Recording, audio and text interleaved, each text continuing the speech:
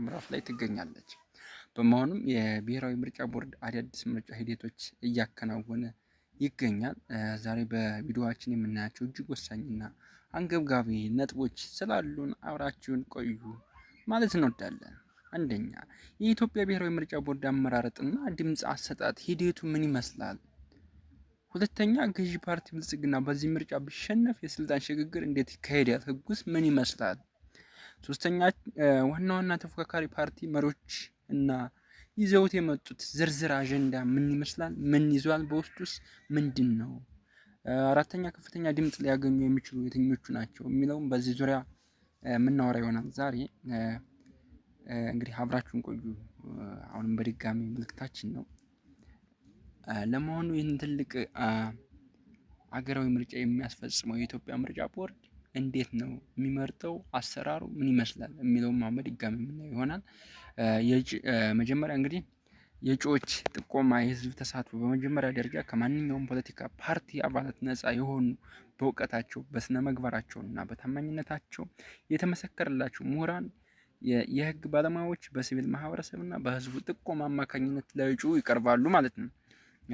ይህም የሚሆነው በጠቅላይ ሚኒስተሩ በመቅረብ የቀረቡት እጩ ጠቅላይ ሚኒስተሩ ራሱ መርምሮ የመጨረሻ ብቁ አመራር ለህዝብ ተወካዮች ምክር ቤት ፓርላማ ያቀርባል ማለት ነው። ምርመራ ይሰጣል ማለት ነው። በጥቅል ፓርላማ መጽደቅ ወይም የህዝብ ተወካዮች ምክር ቤት በእጩ ማንነት ገለልተኛ ላይ በሰፊ ከተወያዩ በኋላ ድምፅ ሰጥተው ያጸድቃሉ ማለት ነው። የአሰራር ጥራት እና የድምፅ አሰጣጥ ሂደቱ ኮርጆ የሚባል አለ። ኮርጆ ከመቀበልና ማጭበርበር ነፃ የሆነ አሰራር ለመዘርጋት ቦርዱ በርካታ ስራዎችን ሰርቷል። ድምፅ አሰጣጡ ፍጹም ሚስጥራዊ በሆነ ድምፅ መስጫ ክልል ውስጥ ነው የሚሰጠው። ድምፅ ቆጠራው ግን ማንም ሳይደበቅ በታዛቢዎች ፊት ይከናወናል ነው የሚባለው። እንግዲህ እያንዳንዱ የፖለቲካ ፓርቲ በምርጫ ጣቢያው የራሱን ወኪል ታዛቢ ይመድብና ቆጠራው እንደተጠናቀቀ በጣቢያው ላይ ውጤቱ ተለጥፎ ለህዝብ ይፋ ይደረጋል ማለት ነው። ይህም በዋና ማዕከል ላይ ሊደረግ የሚችል የውጤት መጭበርበር ሙሉ በሙሉ ያስቀራን ተብሎ የታሰበ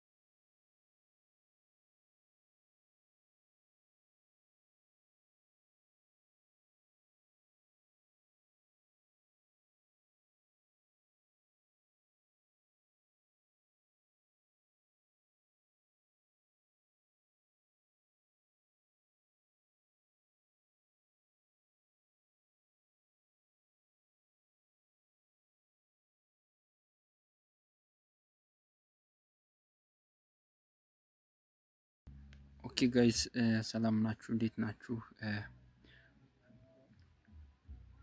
ሰላም ጤና ይስጥልን ውድ የቻናል ተከታታዮች፣ ዛሬ ሀገራችን ኢትዮጵያ በታሪክ እጅግ ወሳኝ በሆነ ፖለቲካ ምዕራፍ ላይ ትገኛለች።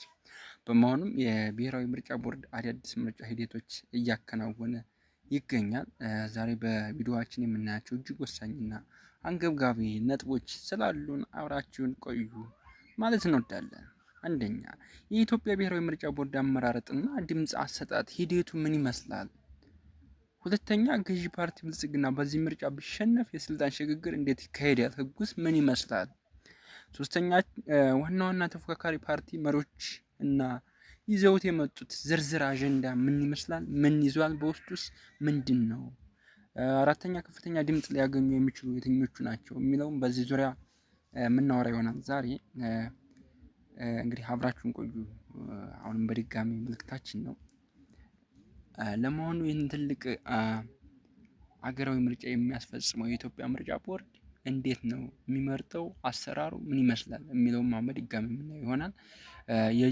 መጀመሪያ እንግዲህ የእጩዎች ጥቆማ፣ የህዝብ ተሳትፎ በመጀመሪያ ደረጃ ከማንኛውም ፖለቲካ ፓርቲ አባላት ነፃ የሆኑ በእውቀታቸው በስነ ምግባራቸው እና በታማኝነታቸው የተመሰከረላቸው ምሁራን፣ የህግ ባለሙያዎች በሲቪል ማህበረሰብ እና በህዝቡ ጥቆማ አማካኝነት ለእጩ ይቀርባሉ ማለት ነው። ይህም የሚሆነው በጠቅላይ ሚኒስተሩ በመቅረብ የቀረቡት እጩ ጠቅላይ ሚኒስተሩ ራሱ መርምሮ የመጨረሻ ብቁ አመራር ለህዝብ ተወካዮች ምክር ቤት ፓርላማ ያቀርባል ማለት ነው። ምርመራ ይሰጣል ማለት ነው። በጥቅል ፓርላማ መጽደቅ ወይም የህዝብ ተወካዮች ምክር ቤት በእጩ ማንነት ገለልተኛ ላይ በሰፊ ከተወያዩ በኋላ ድምፅ ሰጥተው ያጸድቃሉ ማለት ነው። የአሰራር ጥራት እና የድምፅ አሰጣጥ ሂደቱ ኮርጆ የሚባል አለ። ኮርጆ ከመቀበልና ማጭበርበር ነፃ የሆነ አሰራር ለመዘርጋት ቦርዱ በርካታ ስራዎችን ሰርቷል። ድምፅ አሰጣጡ ፍጹም ሚስጥራዊ በሆነ ድምፅ መስጫ ክልል ውስጥ ነው የሚሰጠው። ድምፅ ቆጠራው ግን ማንም ሳይደበቅ በታዛቢዎች ፊት ይከናወናል ነው የሚባለው። እንግዲህ እያንዳንዱ የፖለቲካ ፓርቲ በምርጫ ጣቢያው የራሱን ወኪል ታዛቢ ይመድብና ቆጠራው እንደተጠናቀቀ በጣቢያው ላይ ውጤቱ ተለጥፎ ለህዝብ ይፋ ይደረጋል ማለት ነው። ይህም በዋና ማዕከል ላይ ሊደረግ የሚችል የውጤት መጭበርበር ሙሉ በሙሉ ያስቀራን ተብሎ የታሰበ አዲስ የተዘረጋ ሲስተም ነው ማለት ነው። ሶስተኛ፣ ገዢው ፓርቲ ቢሸነፍ ስልጣኑን እንዴት ያስረክባል ወይስ የህግ ሂደቱ ምን ይመስላል የሚል በዚህ ዙሪያም የምናይ ይሆናል። በድምፅ ላይ የተደረገና ምንድን ነው ይሄ? አሁን ደግሞ ወደ ዋናው ብዙ ወደሚያሳስበን ጥቂት ጥያቄ እንለፍ። ገዢ ፓርቲ ብልጽግና በዚህ ምርጫ በቂ ድምፅ ሳያገኝ ቢቀር ወይም ቢሸነፍ የስልጣን ርክክቡ እንዴት ነው የሚሆነው? አገሪቱ ወደ ትርምስ ወይስ በሰላም መንገድ ሽግግር? እንደውም አይሸነፍ ሜቢ ቢሸነፍ እንዴት ይሆናል? እንዴት ስልጣን ሊያስረክብ ይችላል በሰላም የሚለው? እንግዲህ የፌዴራል ህገ መንግስትና ምርጫ አዋጅ ለዚህ ጥያቄ ግልጽ የሆነ የህግ ስርዓት አስቀምጧል። ኢትዮጵያ የምትከተለው ባይዘዋይ ይሄ ፓርላማንት ስርዓት ወይም ፓርላመንታሪ ሲስተም በሆነ ሂደት የሚከተሉትን 3 ደረጃዎች ይይዛል ማለት ነው። ደረጃ 1 አብላጫ ወንበር ፍለጋ 50% ፕላስ 1 በህዝብ ተወካዮች ምክር ቤት ውስጥ ጠቅላላ 547 ወንበሮች እንዳሉ ይታወቃል። አንዱ ፓርቲ ብቻውን መንግስት ለመመስረት መንግስት ለመሆን አንዱ ፓርቲ ብቻ ቢያንስ ስንት ወንበር ማግኘት አለበት? 274 ማለት ነው። ወንበሮች ከግማሽ በላይ ማለት ነው ማሸነፍ አለበት። አንድ የተቃዋሚ ፓርቲ ብቻውን ከ274 በላይ ወንበር ካሸነፈ በቀጥታ አዲስ መንግስት ይመሰርታል ማለት ነው። ነገር ግን ብልጽግና ሆነ ሌሎች ተቃዋሚዎች ብቻቸውን 274 ወንበር ካላገኙ ደግሞ ጥምር መንግስት የኮሌክሽን ገቨርንመንት የሚባል አለ፣ እሱ ይፈጠራል ማለት ነው። ለምሳሌ 2 ወይም 3 ተቃዋሚ ፓርቲ አብረው በመጣመር ማለት ነው 274 እንዲሞሉ አብረው ይጣመሩና ወንበር ከሞሉ እነሱ በጋራ ስልጣኑን ይረከባሉ ማለት ነው። ስልጣኑን ከዛ በኋላ ሼር የሚያደርጉ ይሆናል ማለት ነው። ከዛ ደረጃ 2 ደግሞ የተጠባባቂ መንግስት የሚባል አለ። የምርጫ ውጤቱ ታውቆ አዲስ ፓርላማ ስራ እስኪጀምር ድረስ ባለው የሽግግር ወቅት አሁን ያለው መንግስት ካቢኔው እንደተጠበቀ መንግስት ሆኖ ይቆያል ማለት ነው። በዚህ ወቅት የቀድሞ መንግስት የሀገር መከላከያ ጸጥታና የዕለት ተዕለት ስራዎችን የማስቀጠል ኃላፊነት አለበት ማለት ነው።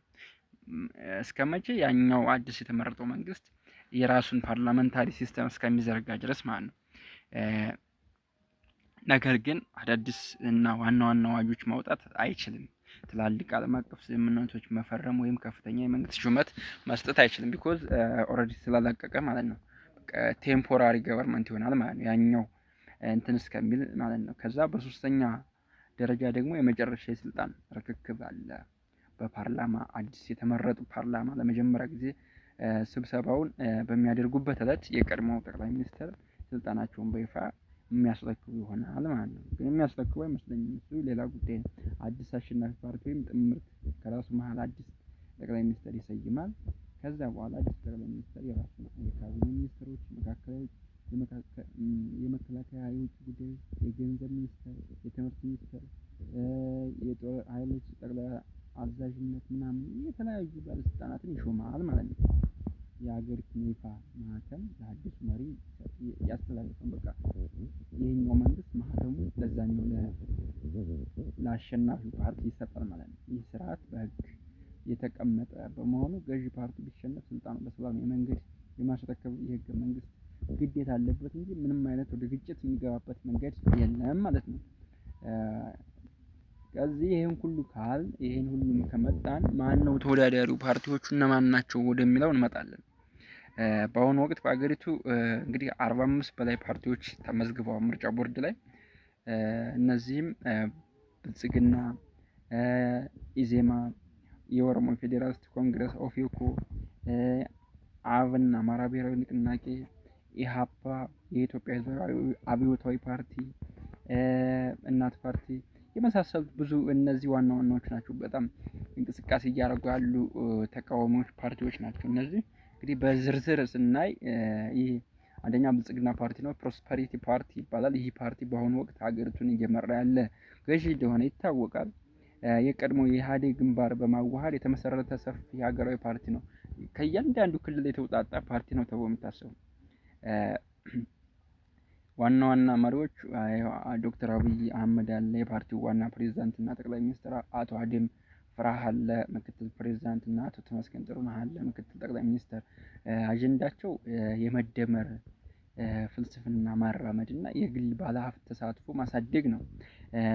የተለያዩ ኮሪደር ልማት ማምጣት፣ ትላልቅ ሜጋ ፕሮጀክት ማጠናቀቅ እና የፌዴራል ስርዓት በማሻሻል ሀገራዊ አንድነት ማጠናከር ወዘተ ብለው ነው የሚያስቡት። ነገር ግን ነው ወይ? እሱ ሌላ ጉዳይ ነው። ሁለተኛ ተቃዋሚ ፓርቲ የኢትዮጵያ ዜጎች ለማህበራዊ ፍትህ ኢዜማ አለ። የዜግነት ፖለቲካ የሚያራምድ እና በርካታ ተቃዋሚ ፓርቲዎች በማዋሃድ የተመሰረተ ጠንካራ መዋቅር ያለው ፓርቲ ነው ተብሎ የሚታሰቡ ዋና መሪዎቹ ዶክተር ጫኔ ከበደ አለ እና አቶ ኢዮብ መኮንን አለ ምናምን ብዙ ሰዎች አሉ በስሩ። እነዚህ አሉ አጀንዳቸው ወይም የያዙት አብዮት ብሔር ሳይሆን በዜግነት ላይ የተመሰረተ ዲሞክራሲ ህገ መንግስቱ ወደ መልካም ምድር አወቃቀር እንዲቀየር ማድረግ፣ ከፖለቲካ ተጽዕኖ ነፃ የሆነ የፍትህ ስርዓት መገንባት እና ነፃ የገበያ ስርዓት ማበረታታት ነው የሚለው አጀንዳቸው ማለት። ሶስተኛ እንግዲህ በተቃዋሚ ፓርቲ ሆኖ እየተንቀሳቀሰ ያለው ኦፌኮ ነው። የኦሮሞ ፌዴራሊስት ኮንግረስ ይባላል። በኦሮሚያ ክልል እና በፌዴራል ደረጃ ሰፊ የህዝብ ድጋፍ ያለው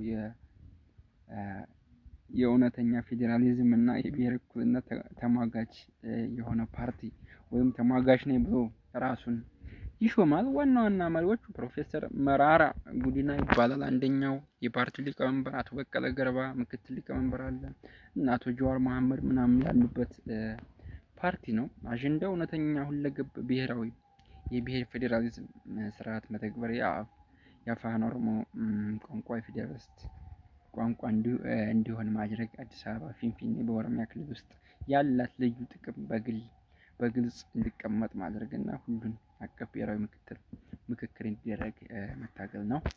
አራተኛው ፓርቲ ደግሞ በክልሎች እየተንቀሳቀሰ ያለ ፓርቲ ነው። አማራ ብሔራዊ ንቅናቄ አብን ነው። የአማራ ሕዝብ ህልውና ደህንነትና መብት ለማስከበር የተመሰረተ በተለይ በወጣቶች በምሁራን ዘንድ ሰፊ ተቀባይነት ያለው እና የድንበር ጥያቄዎችን ለማስመለስ በህጋዊ መንገድ ማስመለስ የሚል አጀንዳ ይዞ እየተንቀሳቀሰ ያለ ፓርቲ ነው። ይህ ፓርቲ እንግዲህ ኦልሬዲ እንግዲህ መሪዎቹም ከፓርቲው እና ከምርጫው እያገለሉ ነው እንደገለሉ ነው። ባለፈው ዶክተር ደሳለኝ ጫኔ እንደተናገረ ራሱን ከምርጫ አገልሏል። ምርጫው ዲሞክራሲያዊ አይደለም በሚል ኬዝ ግማሾቹን በእስር ቤት ነው የሚገኙት ምናምን ወዘተ። ይህ ፓርቲ የሚሳተፍ አይመስለኝም። ግን እንግዲህ ዋና ከሚባሉት ውስጥ መድቤዋለሁ። እኔ እንግዲህ ዋና መሪዎች አሉ ተብሎ የሚታሰበው አቶ በለጠ ሞላ አለ፣ የፓርቲው ዋና ሰብሳቢ። አቶ ዮሴፍ ኢብራሂም አለ እና አቶ ክርስቲያን ታደለ ምናምን ያሉበት ነበረ። አጀንዳቸው በተለይ የሀገሪቱ ክፍሎች የሚኖረው አማራ ላይ የሚደርሰው መፈናቀል፣ ጥቃት ማስቆም፣ አሁን ያለው ህገ መንግስት አማራውን ያገለለ ነው ብለው ስለሚያምኑ ሙሉ በሙሉ እንዲሻሻል ወይም ህገ መንግስቱ እንዲሻሻል መታገል፣ የማንነት የወሰን ጥያቄ እንደነ ወልቃይትና ራያ ቅድም እንዳልኩት በህጋዊ መንገድ ምላሽ እንዲያገኙ ማድረግ ነው አላማው። አምስተኛ እና ዋነኛው ፓርቲ የኢትዮጵያ ህዝባዊ አብዮት ፓርቲ ኢህአፓ ይባላል። ይሄ በ1960ዎቹ ጀምሮ በኢትዮጵያ ፖለቲካ ውስጥ ትልቅ ታሪክ ያለው በሀገራዊ አንድነት ላይ የሚሰራ አንጋፋ ፓርቲ ነው። ይሄ ፓርቲ ነጭ ሽብር፣ ቀይ ሽብር እያለ ኢህአዴግ ደርግ አንስቶ ያለ ፓርቲ ነው። አጀንዳው ባለፈው 50 ዓመታት በሀገሪቱ ውስጥ የተፈጠረው የፖለቲካ ቁስለኞች ለመፈወስ ሁሉን አቀፍ ብሔራዊ እርቅ ማውረድ፣ ሀገሪቱ ከቀውስ ለማውጣት ሁሉን ወገን ያካተተ የሽግግር መንግስት መመስረት እና የብሔራዊ ፖለቲካ አስወግዶ ወደ ቀድሞ ኢትዮጵያ እንድንመለስ የሚሰራ ነው። እንግዲህ ይሄ ፓርቲ በውስጡ እነ ሚስጥረ ስላሴን እነ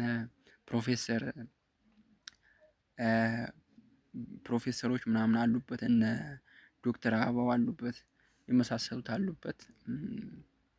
ይህ ፓርቲ አሁን ላይ በድምጽ ይሰጠዋል ብዬ ነው የማስበው። ስድስተኛውና ዋነኛው እናት ፓርቲ አለ። የኢትዮጵያ ባህላዊ እሴት ታሪክና የሞራል ልዕልና መሰረት አድርጎ የተቋቋመ በአጭር ጊዜ ውስጥ ሰፊ ተቀባይነት እያገኘ የመጣ ፓርቲ ነው። ዋና መሪዎቹ ዶክተር አበረ ጋዲሳ፣ ፕሮፌሰር ሰይፉ መኮንን እና አቶ ጌታነህ ባልቻ የመሳሰሉት ናቸው። አጀንዳው ሀገርን እንደ እናት በመቁጠር ኢትዮጵያን የቆየ ባህላዊ ማህበራዊ እሴት መጠበቅ፣ በጦርና በግጭት መሀል ለሚሰቃዩ እናቶች፣ ህጻናቶች ልዩ ትኩረት በመስጠት የሴቶች የፖለቲካ ተሳትፎ ማሳደግ እና የሀገር ሉዓላዊነት በጥብቅ ማስከበር ብሎ ነው የሚንቀሳቀሰው ማለት ነው። እንግዲህ ይሄ ሁሉ ከ45 ፓርቲዎች ውስጥ 6ቱን ካየን ይበቃናል። ከፍተኛ ድምጽ ሊያገኝ የሚችለው የትኛው ነው ብለን ስንመረምር እንግዲህ እኔ እንደሚመስለኝ የገዢ ፓርቲ ነው። እድሉ ሰፊ ይመስለኛል። ማለትም የመንግስት መዋቅር የፋይናንስ አቅም አለው፣ ቢኮዝ እየገዛ ነው ያለው።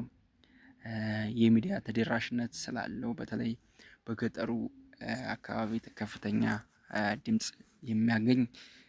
የማግኘት ሰፊ እድል አለው። እስፔሻሊ በደቡብ ምናምን የማግኘት እድል አለው ተብሎ ነው የሚታሰበው። ብዙ ሚዲያ አለው። ሚዲያ ላይ የሚያየው ሁሉ ይሄ እንግዲህ አለው ብዬ አስባለሁ። እንደኔ የእናንተን ከፍተኛ ድምጽ ያገኛል ብላችሁ የምታስቡትን ኮሜንት ላይ ድሮፕ አድርጉልኝ። የተቃዋሚዎች እድል እንደ ኢዜማና እናት ፓርቲ ያሉ እና ኢህአፓ በአዲስ አበባ በምሁራን በወጣቱ ዘንድ ተቀባይነት ሊኖራቸው ይችላል ተብሎ ይገመታል። እንግዲህ አብረን የምናየው ይሆናል። ስለዚህ